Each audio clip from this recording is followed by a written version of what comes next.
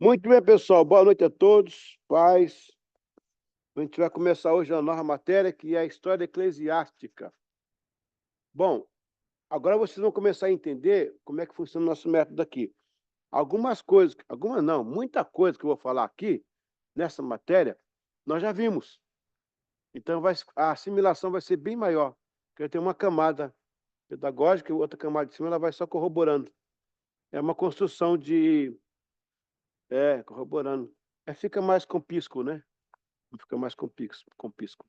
Então, assim, o grande lance da escola, do sistema didático, ou melhor, do lúdico, né? É você criar caminhos para o aprendizado. Porque eu já tive aula com professor que não entendia nada, fiz o curso e saí pior do que eu estava. Né? Então, a arte de ensinar, eu não tenho, mas estou buscando um êxito, né? Então, assim, a gente traz um assunto, a gente toca lá atrás um pouquinho nele, aí volta de novo, e isso o seu cérebro vai fazendo, né, as ligações e vai assimilando melhor a matéria, tá? Então, hoje vai ser a história eclesiástica. E preste bem atenção, nós trabalhamos, gente, já a história de Israel, que é o quê? Fundamento, né, da igreja.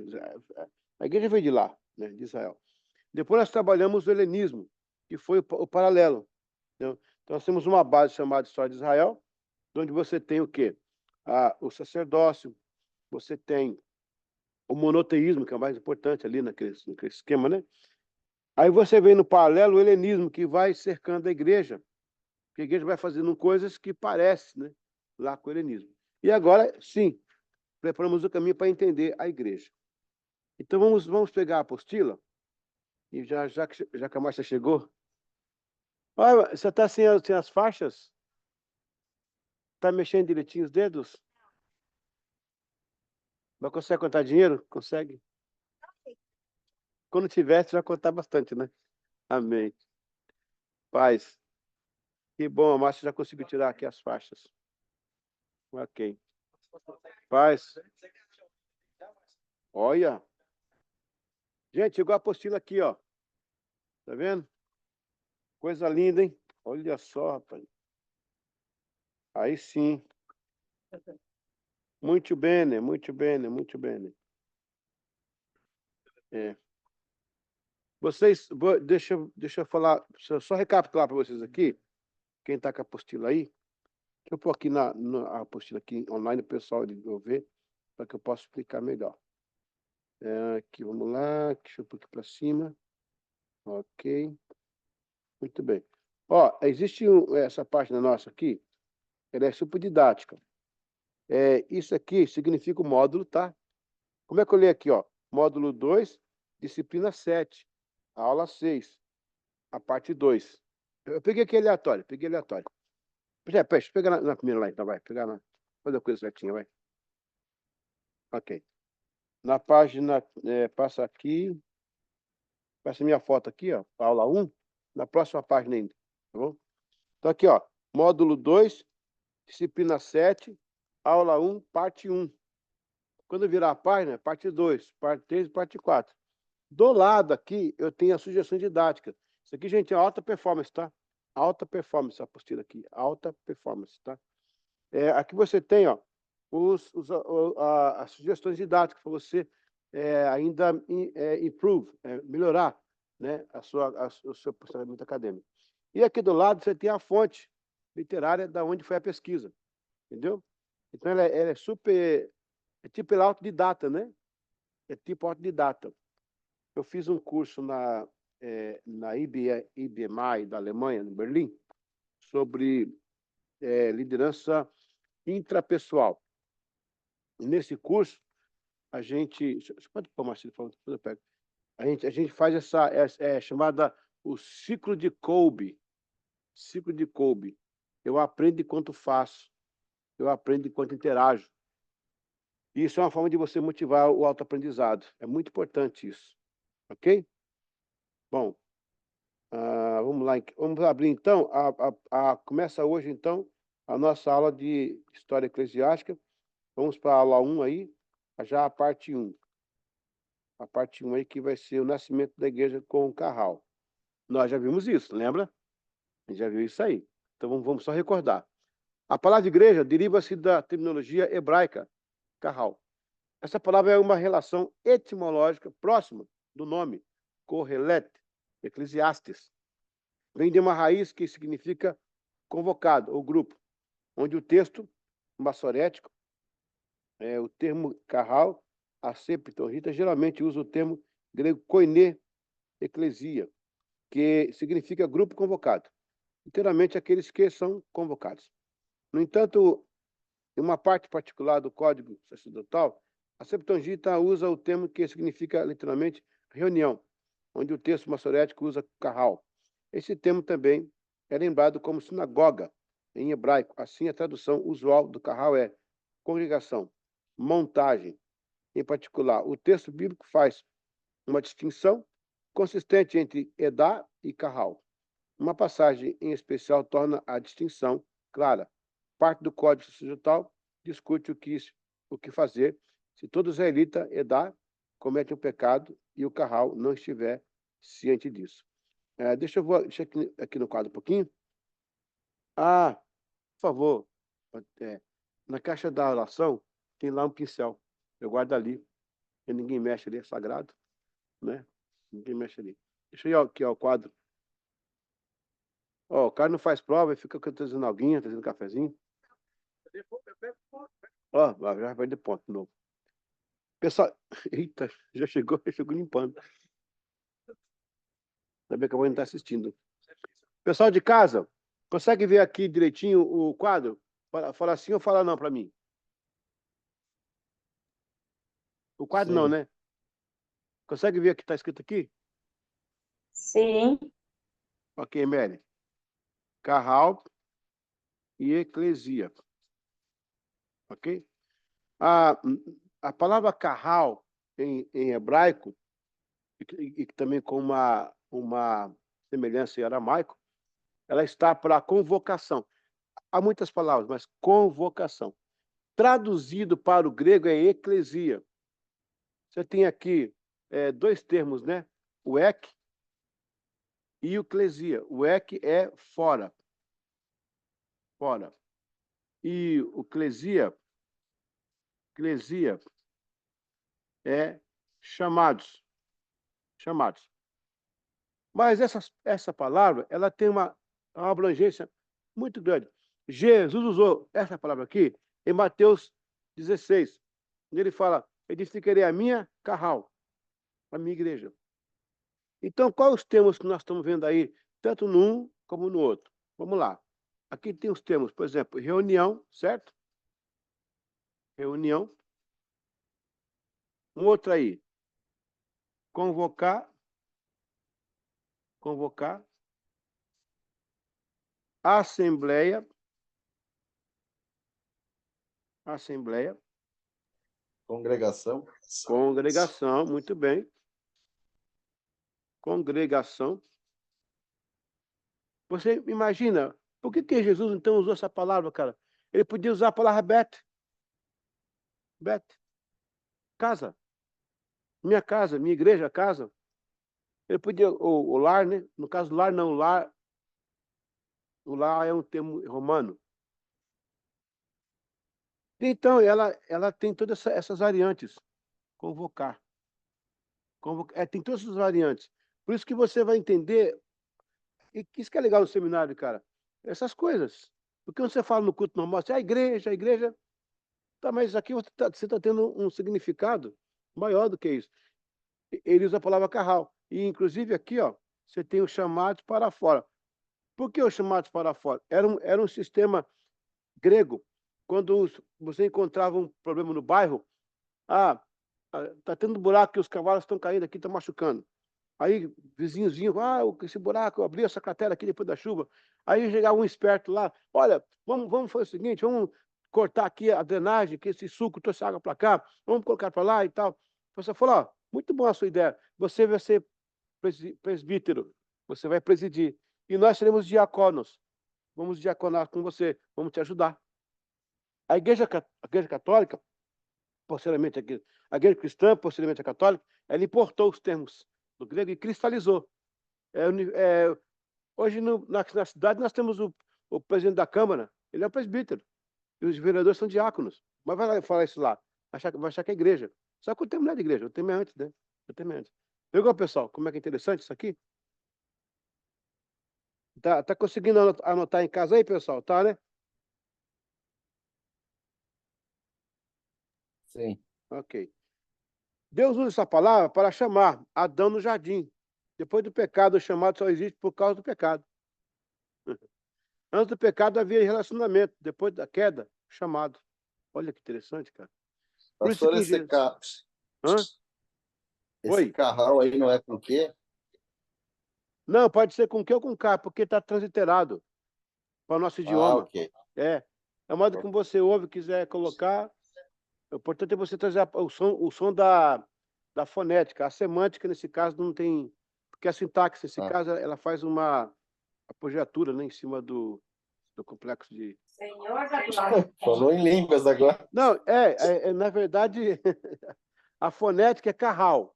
E você pode criar uma semântica aqui para você entender a palavra como você queira. Aí usa-se o caos, se o quê, mas não é normal. É igual o Yeshua, Jesus no Jesus, né?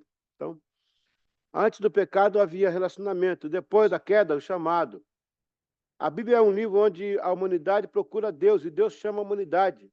E como se não bastasse, a cegueira da humanidade foi tão grande que Deus se fez homem e se pôs na frente da humanidade e disse: Eu sou. Posso ouvir um glória aí? A igreja existe para manter o imago Deu. A igreja precisa continuar mostrando Jesus para a humanidade. Amém. Imago Deu, imago Deu. Imago Deu é imagem de Deus, né? Imago, isso aqui é uma doutrina antiga. Imago Deu, a imagem de Deus. Porque nós somos semelhantes a Deus no quê? Nós somos eternos, a gente pensa, a gente faz conta, a gente maquina, a gente idealiza e viveremos para sempre depois da morte, né? Aí somos semelhantes a ele. O animal não pensa como nós, não raciocina, não faz um cálculo, ele opera por instinto, né? Quando Cristo vem, nós já temos semelhança, está conosco, mas a imagem foi identificada pelo pecado. Então ele restaura a imagem de Deus através da salvação, o novo nascimento, a nova vida. É isso aí. A contribuição judaica. No início do primeiro século havia muitas seitas judaicas concorrentes. As principais eram os fariseus, os saduceus, os zelotes, mas também existiam outras seitas menos influentes, como os essênios. No período compreendido entre o primeiro século antes de Cristo e depois de Cristo, surgiram diversos líderes religiosos carismáticos que contribuíram para que se tornaria o Mishnah, repetição da instrução, judaísmo rabínico e o ministério de Jesus na igreja. Essa contribuição levaria ao surgimento da primeira comunidade cristã judaica, embora os evangelhos contenham forte condenação dos fariseus. Paulo de Tarso, o apóstolo, alegou que ser fariseu. E há uma outra clara influência na interpretação de Hitler nas palavras do evangelho. A crença na ressurreição dos mortos na era messiânica era uma doutrina farisaica. 2 pontos que eu quero cobrir aqui rapidinho para vocês. Vamos lá. Para você entender melhor aqui. Quando Cristo nasceu, ele era guiado por isso aqui. Você tem no conceito judaico, né? Você tem o Mishnah, tá? E o Gamarra. Então, aqui eu tenho a lei oral. Aqui eu tenho a explicação. Existia a lei oral, falada, transmitida pelos rabinos. Os rabinos vão acontecer 200 anos antes de Cristo, tá? Porque, presta atenção, logo após o período do cativeiro babilônico, quando eles voltam para Israel, para Jerusalém, não tem mais profeta. Acabou o profeta. Começa agora aquela, né, aquela era do interbíblico, né, dos 400 anos. Então, como não tem profeta, ninguém mais se intitula profeta. Ah, eu fui chamado pelo Senhor, não tem mais profeta, acabou. Né? Os judeus têm que reler, reeditar, têm que reerguer a tradição. Aí alguns começam a estudar e tornam-se rabinos. E esses vão ter autoridade espiritual. Ok. Eles vão desenvolver um Mishnah, que é a lei oral. São 318, né, leis.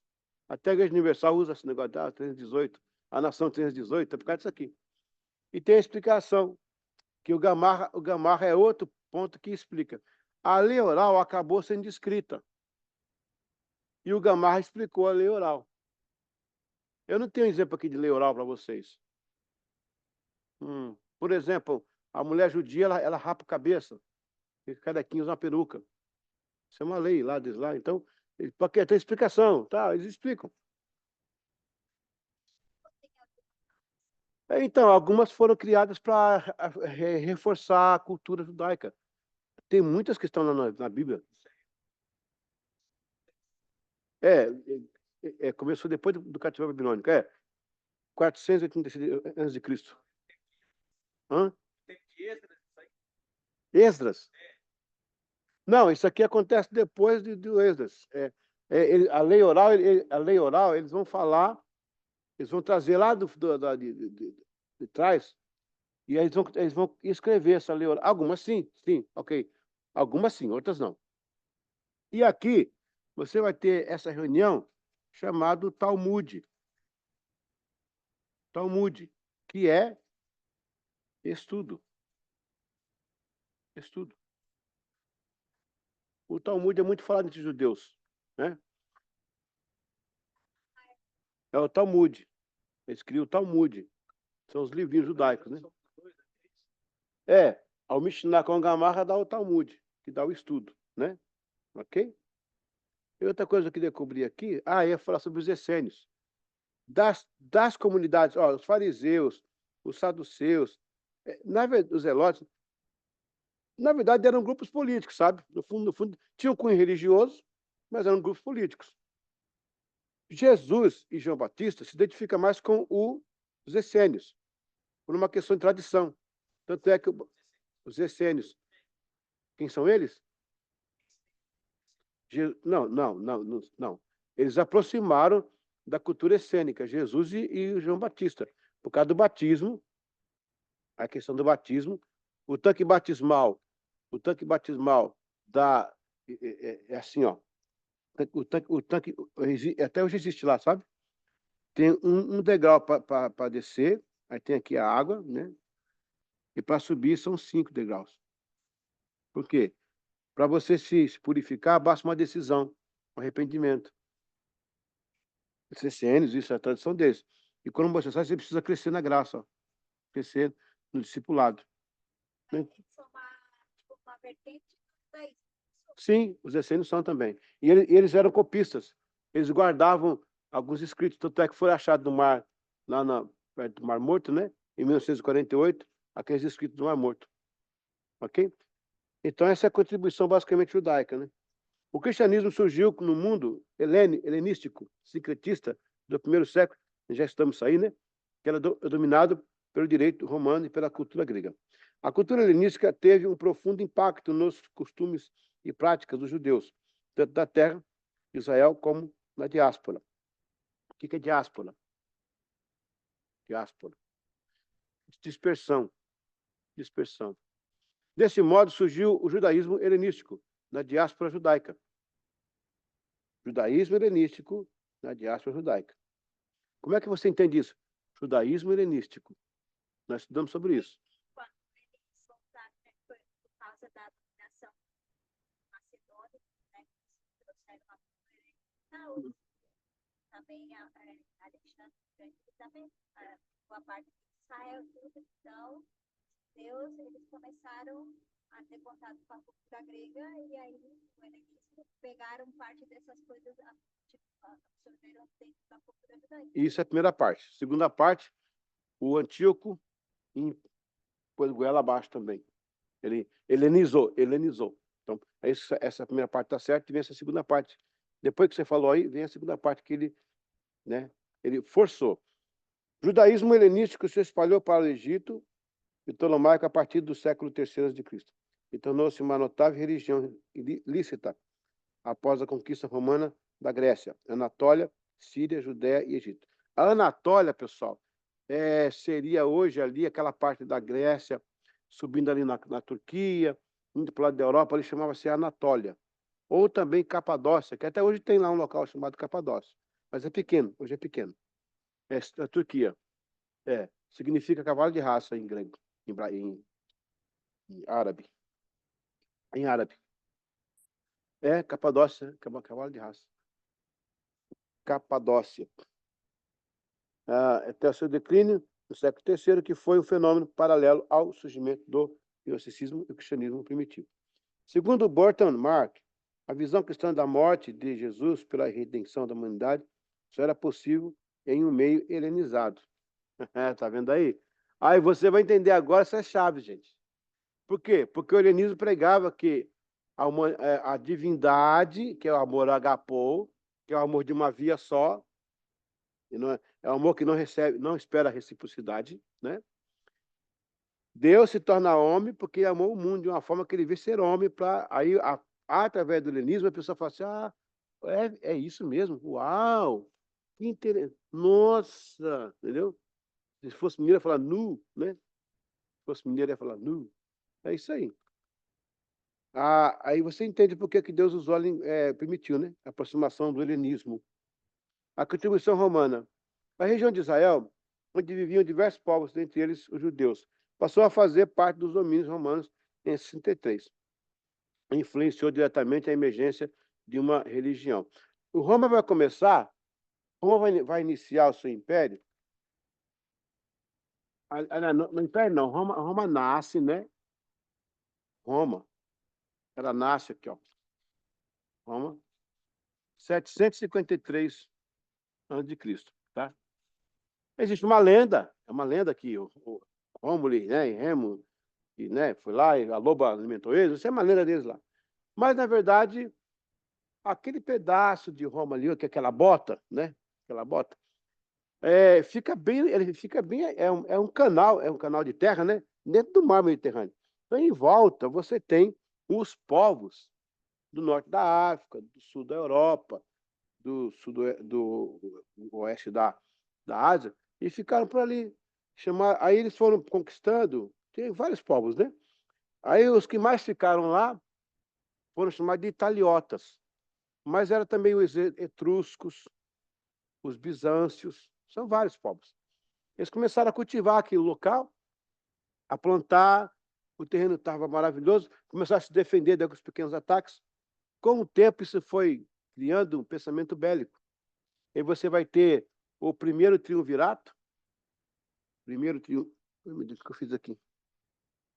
O primeiro triunvirato.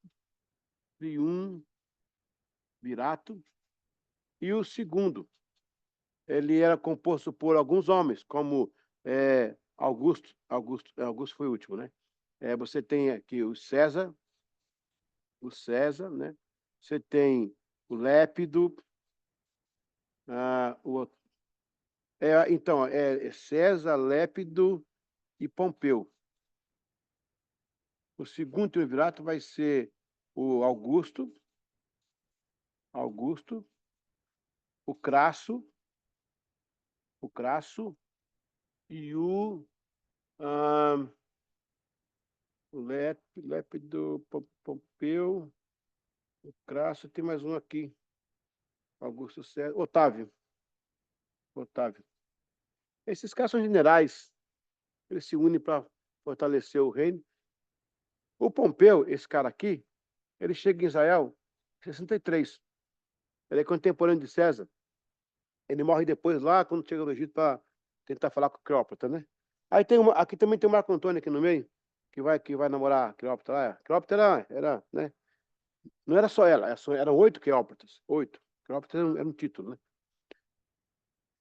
Israel vai ser dominado aqui em 63, já no final com... Só que Roma chega e Roma fala assim, ó, aí tem os macabeus aí, ok, fica aí, pode ficar aí reinando, não vamos atrapalhar vocês não. Fica aí, não vamos brigar não, fica aí, estamos aqui no domínio de vocês. Roma tirava os principais e colocava os seus, né? E aí eles conquistavam dessa forma. Então, aí exercia todo o poder sobre toda a terra, com os seus vassalos, né? Tinha os líderes e os vassalos. É o ano que o Pompeu chegou, 63 a.C., e conquistou a Israel. O cristianismo foi uma religião que nasceu no Império Romano, a partir da tradição judaica. Ele estava na chegada de um Messias à Terra, que seria responsável por pacificar a humanidade, salvando todos aqueles considerados pecadores. Essa crença foi responsável pela formação de uma nova religião, que, embora tenha sido perseguida e proibida, garantiu aos poucos e com o passar do tempo a adesão de muitos fiéis, se espalhou por todo o Império Romano, posteriormente por todo o Ocidente. Jesus Cristo, o Messias do cristianismo, nasceu há aproximadamente 2000 anos, na província da Judéia, atual Israel, com uma cidade chamada Belém. Para conhecer Jesus Cristo, é preciso compreender a Bíblia Sagrada e o seu Novo Testamento como fontes históricas capazes de revelar indícios da cultura cristã, como também escritos fora da historicidade bíblica, como é o caso do Flávio Josefo e o Eusébio de Cesareia. Então, na verdade, essa construção do cristianismo, ela chega num momento muito, muito, muito interessante. Você vai ter tudo que eu falei aqui, até aqui agora, né? E ela veio na plenitude dos tempos, né? A igreja acontece quando Roma está interligando todos os países, né, que foram conquistados, né? A Grécia cria uma linguagem só e Israel traz um único Deus. E a igreja acontece bem aqui. Ela não podia acontecer antes e nem muito depois. Ela aconteceu na hora certa. Como diz a Bíblia, na plenitude dos tempos. Então, são nesse momento que se você é inteligente para contar até 10 e conhece as coisas primárias, você é um ser humano. Essas coisas que me encantam. Desculpa a palavra encantar, né? Mas no sentido de, né? Porque, veja bem, existe uma orquestração por trás disso. Algo está orquestrado aí. Não é à toa que está acontecendo essas coisas. Alguém está orquestrando. Porque se chegasse antes ou depois, não ia fazer sentido. Chegou bem na hora. E tinha por que Jesus nascer naquela época também. Foi ter nascido hoje, né? A gente conhecer Jesus, pessoa que benção. Mas aí já seria outros tempos. Era preciso nascer naquela época para que se fizesse o que aconteceu até os dias de hoje. Isso é interessante para a gente entender. Olha, quem vai falar sobre um erro crasso? Me falar esse nome, essa frase? O cara cometeu um erro crasso. Alguém pode me ajudar aí, que é o erro crasso? Tá, mas eu Já expliquei? é um erro fatal, né? Porque ele fez um negócio que foi na própria armadilha. Ele completamente. É um imperdoável.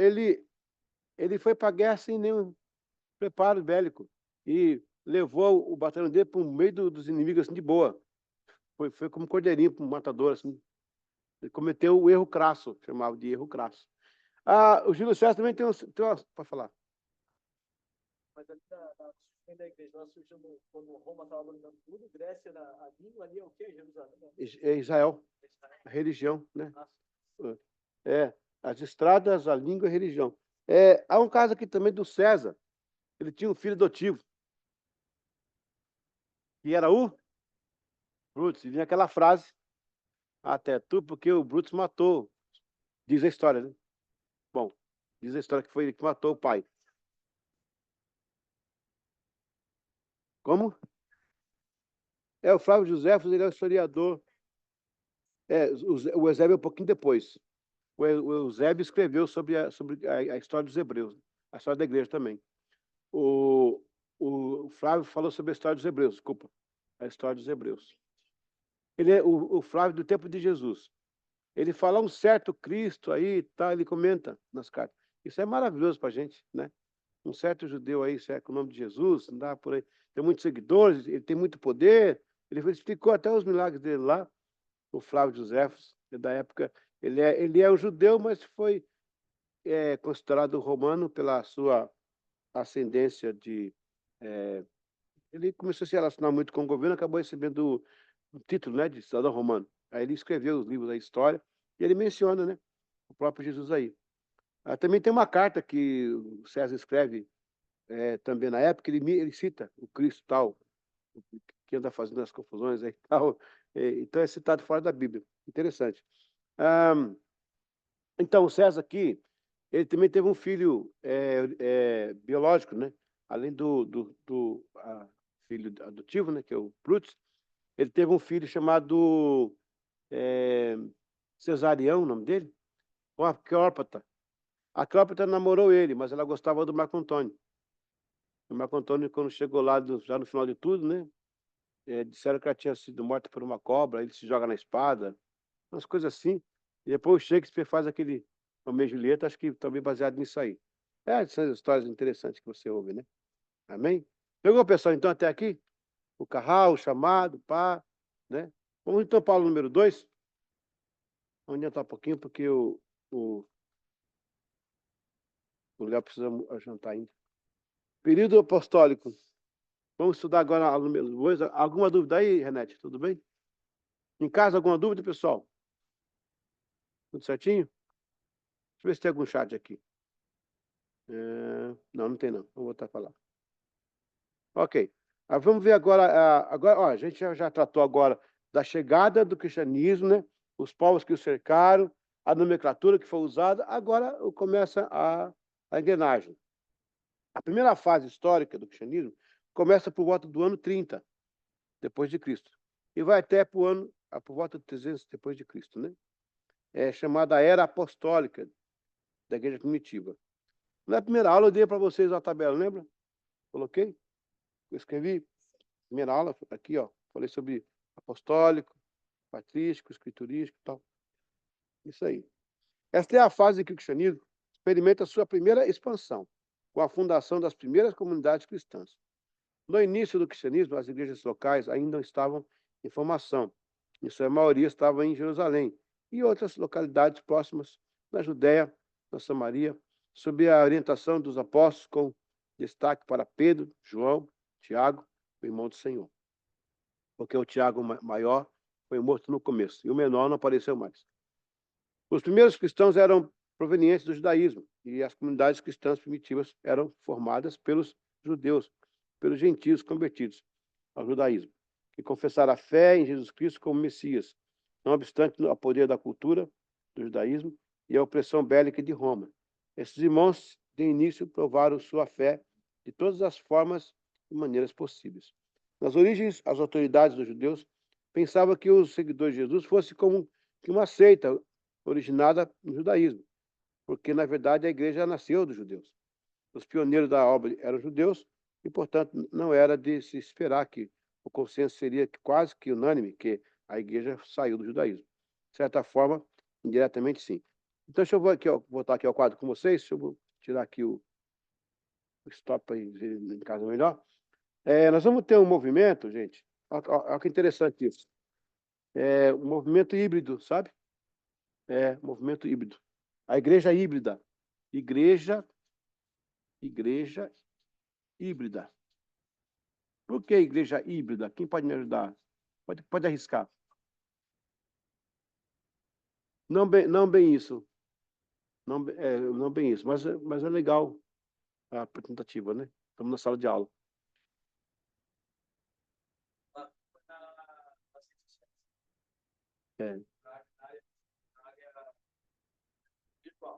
Eu estou só provocando vocês. Estou provocando vocês. Porque, na verdade, é o seguinte.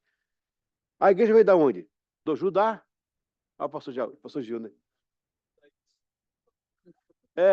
Outro dia ele falou uma palavra para completar, completaram errado, cara. Ficou feito com o negócio. Ok. Ok. Então tá. A igreja cristã, né? Ela veio do judaísmo. Ok? Só que as pessoas pegavam isso aqui e faziam uma igreja híbrida. Elas misturavam os costumes. Por isso que você vai ver Paulo nas cartas. Gente, circuncisão, é do coração. Por quê? A igreja veio do judaísmo. Muitos costumes que estão no judaísmo, eles transmitiram para a igreja só tirando a questão do cordeiro lá, porque era Cristo, já estava resolvido. onde precisava mais do templo, o templo era o Espírito Santo, mas eles começaram a ter muitas práticas judaísmo cristã. Isso foi até 200 anos depois de Cristo. Aí depois parou. Aí se separou radicalmente. A igreja para um lado e o judaísmo para o outro. Porque não tinha como continuar. Está muito feio isso aqui, né? Deixa eu arrumar. Deixa eu arrumar. Não. Ó, bonito. Igreja híbrida. Ok? Então tem aqui a cristã, agora sim. Judaísmo.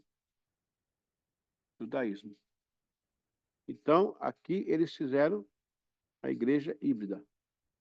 Até 200 anos depois de Cristo. Ela existiu. Essa igreja que aqui tem o nascimento da igreja, a igreja híbrida, e depois a igreja cristã e o judaísmo.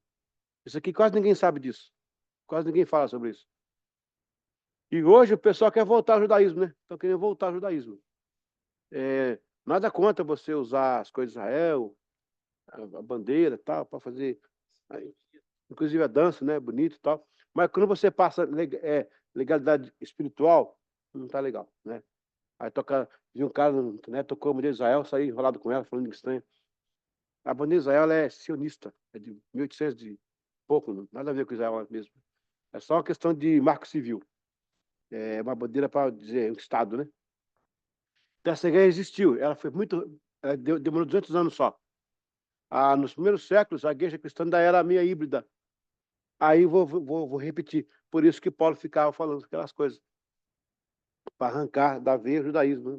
Porque ela veio cheia de judaísmo. Veio deles, era deles. Quer ver? No capítulo 6 de Atos, já viu lá o que acontece? Tem uma confusão lá, né? Lá já começa ali uma confusão. Porque as irmãs helenas, né? As irmãs gregas, estavam reclamando que as judias recebiam as cesta básica, sei lá como é que era aquilo, o apoio social, e elas ficavam de canto. Aí os apóstolos falaram, não, vamos administrar isso aí, pera, não é bem assim não. Todo mundo aqui entendeu? Porque também tinha a questão aqui do quê? De ter a questão da vaidade, né? Não, que será judeu, a igreja dos judeus, a nossa igreja judaica. Então, teve isso sim, teve. A igreja híbrida. Tinha vários nomes, aqui eu não vou citar aqui para vocês, mas ela acabou, ela parou. Depois do segundo século depois de Cristo, o judaísmo foi para um lado mesmo. Tanto é que hoje não tem como, né? Não tem como. Você tem só assim, a Torá, lembra a Bíblia, né? A reunião lembra o culto, né? Os salmos também. Né? Você talvez podia fazer um paralelo com eles não aceitaram a Cristo, veio para que os seus rejeitaram. Já que vocês rejeitaram, eu vou fazer Não, Léo. Não. Não é porque quem está aqui já é crente, ó. São os crentes mesmo que estão aqui. Eles estão fazendo a igreja foi criada, mas foi lá no judaísmo para buscar as fontes. Entendeu? Então é tudo crente. Não tem nada. O judeu que se convertia para cá. Só que eles se convertiam e queriam manter. Tipo, a igreja não os fariseus. É os costumes. Por exemplo, qual que é o dia principal da semana para o judeu? Ir para a igreja. Aí tinha um problema aí. Alguns judeus queriam forçar o sábado, sendo que a igreja foi instruída que o primeiro dia do Senhor é o dia da premissa. Inclusive, gente, a escola dominical, no caso do culto de manhã, esse é o costume cristão, porque é primícia. A gente vem no culto à noite, já não é primícia mais não. A ideia é, as primeiras horas do dia, dedicaremos a semana ao Senhor. Entendeu?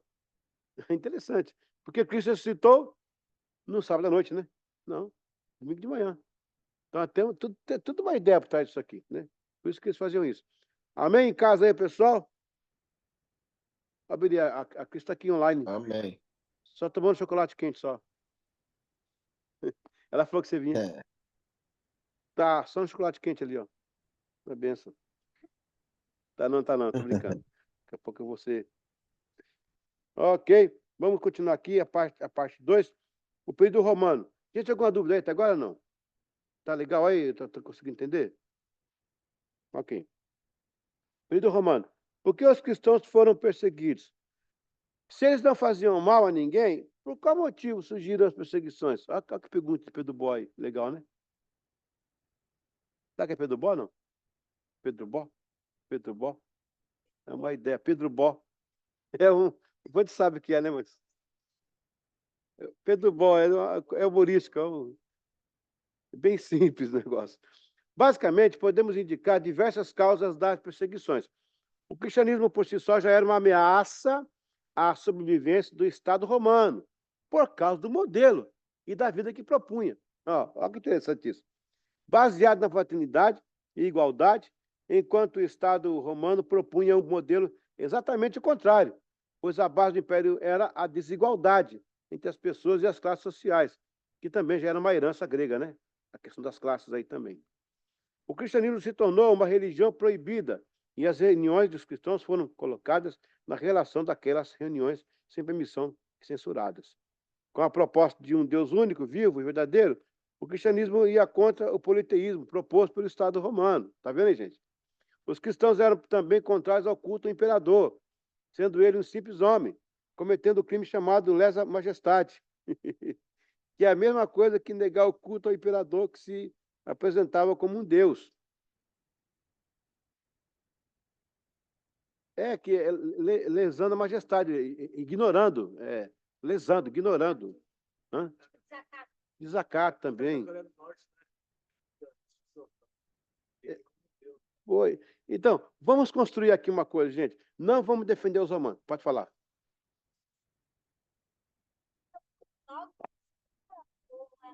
Por exemplo, tem aquele capítulo de Atos. Sim. Que ao lado da Cesareia manda chamar Pedro, né? Quando ele chega lá na casa já tinha uma igreja e eram todos romanos, né? Vamos lá, vamos por etapa. A primeira perseguição à igreja foi o judaísmo. Eles mesmos, o próprio judeus perseguiram, porque tirou como uma seita do tal Jesus, né? A perseguição acirrada contra os cristãos vai acontecer a partir do ano 60, 30 anos depois. Por quê? Durante esse período, vai se construir essa ideia. Vamos lá? Eu não quero defender os romanos, não. Não quero justificar as mortes dos cristãos. Mas, primeira coisa, o irmão casava com o irmão. Ok, Renete, o voto desse irmão em Cristo? Só que para o romano, ele não entendia o que era em Cristo. Era coisa nova. Era uma linguagem nova. Em Cristo. Não, casou com o irmão. Isso é o quê? Incesto. É crime. Porque o Código Romano já proibia isso aí no crime, né? Olha lá, os cristãos têm um negócio chamado ceia. Eles comem a carne bebe o sangue e comem a carne do líder. O que é isso? Canibalismo. Não, fica do lado do romano para ver. Não estou defendendo o romano, não, porque matar as pessoas não é errado. Mas olha, eles tinham as leis dele. São canibais,